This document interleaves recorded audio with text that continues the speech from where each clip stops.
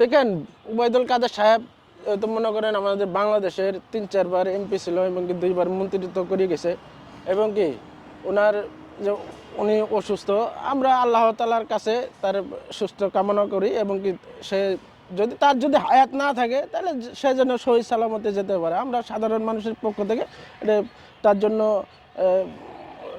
আল্লাহ তাআলার কাছে দোয়া থাকলো এবং কি আমরা দোয়া করি সে যেন সহি সালামতে থাকে। দেখুন উনি তো আমাদের দেশের মানুষ না, উনি আমাদের দেশের জন্য কিছু করে নাই।